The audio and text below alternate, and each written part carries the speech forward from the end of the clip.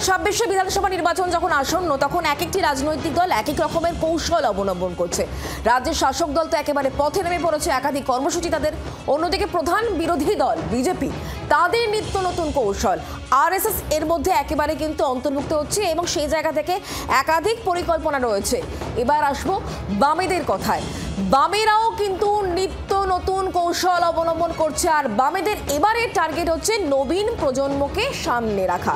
কারণ আপনারা জানেন, ব্রিটিশ বিরোধী শক্তিকে হঠাতে কবিগুরু গিয়েছিলেন নবীনের জয়গান, আর ঠিক এই সময়তেই দাঁড়িয়ে কিন্তু দেখা যাচ্ছে যে এই নবীনরাই কিন্তু এগিয়ে আসছে এবং চারিদিকে নবীনদেরই দাপাদাপি। পাশের দেশ দেখুন, সে দেশেও গণ অভ্যুত্থান হয়েছে, যেখানে জেন জি পথে নেমেছে এবং তারা বদল চাইছে। নেতৃত্বে বদল চাই, এই আওয়াজ উঠেছিল বামেদের অন্দরমহলেও। বুড়োদের সরিয়ে আনো, নবীনদের, এমন দাবিতে বারবার তোলপাড় হয়েছে বামফ্রন্টের শরিক দলগুলি। অবশেষে কি এবার পুরোপুরি নবীনেই ভরসা রাখার বার্তা বামেদের সবচেয়ে বড় শরিক সিপিএমের? বৃদ্ধতন্ত্রকে সরিয়ে এবার নবীন প্রজন্মেই ভরসা সিপিএমের, তার ইঙ্গিত মিলেছে। কি ইঙ্গিত জানবো আমরা। মৌমিতা চক্রবর্তী আমাদের প্রতিনিধি সরাসরি রয়েছেন আমাদের সঙ্গে, টেলিফোন লাইনে আমাদের সঙ্গে রয়েছেন মৌমিতা। মাফ করবেন মৌমিতা, নবীন প্রজন্মে ভরসা রাখতে চলেছে সিপিএম, তার ইঙ্গিত পাওয়া গিয়েছে এক কর্মসূচিতে। কি সেই কর্মসূচি, তোমার কাছ থেকে বিস্তারিত জানতে চাইবো।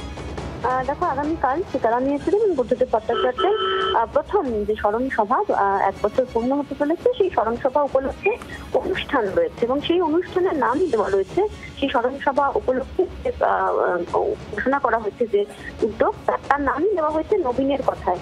তাই নয়, সিপিআইএম এর যে অফিসিয়াল সেই হ্যান্ডেল থেকে কিন্তু পোস্ট করা হয়েছে নবীনের কথায় বলে, এবং যে 11 জন বক্তা তালিকার সকলেই নবীন প্রজন্ম, তরুণ প্রজন্মকে প্রতিনিধিত্ব করেন। এবং এক্ষেত্রে সূত্রধরের ভূমিকায় থাকছেন দলের রাজ্য সম্পাদক মোহাম্মদ সেলিম। কোথাও একটা গিয়ে সুকৌশলে এর আগেও দেখা গিয়েছিল যে প্রার্থী তালিকার ক্ষেত্রে তরুণ প্রজন্মের প্রার্থী তারা দিয়েছিলেন, বেশিরভাগ ক্ষেত্রেই বিভিন্ন কর্মসূচি তারা ছাত্র যুবদের দিয়ে এই মুহূর্তে করাচ্ছেন। 26 নির্বাচনের আগে এই তরুণ প্রজন্মের বেশিরভাগকে আবারও প্রার্থী করা হবে, সে বিষয়েও মোহাম্মদ সেলিম খোদ 24 ঘন্টার কাছে জানিয়েছিলেন। কোথাও একটা গিয়ে সিপিআইএম তাদের উপর যে পুরনো বৃদ্ধতন্ত্রের যে তকমা, যে দোষারোপ, যে বাক্যবান তাদের বিদ্ধ হতে হতো, সেই জায়গায় পাল্টা তরুণ প্রজন্মকে সামনে এনে তারা যে তাদের নেক্সট জেনারেশন তৈরি করতে পেরেছেন, সেই বার্তা কিন্তু দিতে চাইছেন। এবং এই মুহূর্তে কর্মসংস্থান থেকে শুরু করে শিক্ষা দুর্নীতি যে ইস্যু নিয়ে তারা সামনে লড়াই করেন বা তাদের আন্দোলন চালান, সেক্ষেত্রে তরুণ ভূমিতে একটা বিষয় পরিষ্কার, গোটা সভা পরিচালনা বা সূত্রধরে কাজ যখন মোহাম্মদ সেলিম করছেন, বিমান বসুও থাকছেন, কিন্তু বক্তৃতা করবেন নবীন প্রজন্মের যারা, তারাই। একেবারে শ্রীরাম ভট্টাচার্য, দীপশিতা ধর, মীনাক্ষী মুখার্জি, 11 জনের যে বক্তা তালিকা, সেই বক্তা তালিকায় তরুণ প্রজন্মের সকলেই বক্তব্য রাখছেন। মৌমিতা, আরো একটি বিষয়, রাজ্যে তরুণ প্রজন্মের ভোট বেড়েছে, এমনই সিপিএম এর অন্দরের খবর। আর তাই জন্যই কি সমস্ত ইস্যুতে যেখানে তরুণরা সরাসরিভাবে যুক্ত, আর সেই বিষয়টাকে সামনে রেখেই নবীনদের সুযোগ দেওয়া হচ্ছে বা সিপিএম এর তরফেও? দেখো, এই মুহূর্তে যে ইস্যু নিয়ে বিরোধী রাজনৈতিক দলগুলো শাসক দলের বিরুদ্ধে সোচ্চার হচ্ছেন, সেই বিষয়গুলো কি? এক, শিক্ষা দুর্নীতি, কর্মসংস্থান, একাধিক ইস্যু, যে ইস্যুতে দেখা যাচ্ছে বেশিরভাগ ক্ষেত্রেই তরুণ প্রজন্মরা সরাসরি ভাবে জড়িত, তরুণ প্রজন্মরা বড় একটা অংশ, তারা স্টেক হোল্ডার। খুব স্বাভাবিকভাবেই এই তরুণ প্রজন্মকে দিয়ে সেই বার্তা দেওয়া, পাশাপাশি এই তরুণ প্রজন্মের বড় অংশ এই মুহূর্তে 26 নির্বাচনের আগে ভোটার, খুব স্বাভাবিকভাবেই সেই জায়গাটা কিন্তু কোনোভাবেই ফাঁকা রাখতে চাইছে না আলিমুদ্দিন। মৌমিতা, ধন্যবাদ। মৌমিতা চক্রবর্তী আমাদের প্রতিনিধি ছিলেন আমাদের সঙ্গে টেলিফোন লাইনে। আর এই বিষয়টি সামনে আসার পর, অর্থাৎ নবীনদের কথায় যখন কর্মসূচি, নবীনদের হাতে যখন হ্রাস দেওয়া হচ্ছে, তখন সিপিএম এর নবীন প্রজন্ম কি বলছে আপনাদের শোনাবো পরপর। সৃজন ভট্টাচার্য বাম নেতা, তার পাশাপাশি সপ্তর্ষি দেব এবং শতরূপ ঘোষ, তারা কি বলছেন? জিনিসের দাম বেড়েছে, চাকরি নেই, লেখাপড়ার অবস্থা খারাপ, বিজেপি বা তৃণমূলের মতো সরকারি দলগুলো তো এর কোনো সুরাহা করতে পারছে না। তাহলে আমাদের প্রজন্ম যাবে কোথায়?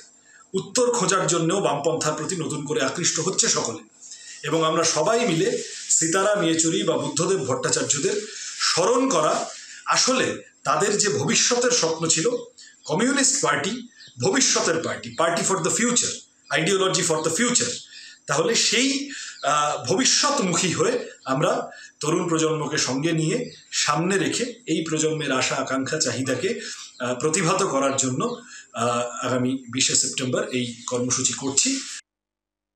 আজকের পশ্চিমবাংলার যৌবন ভারতবর্ষের যুবক যুবতীরা বিপদে পড়েছে।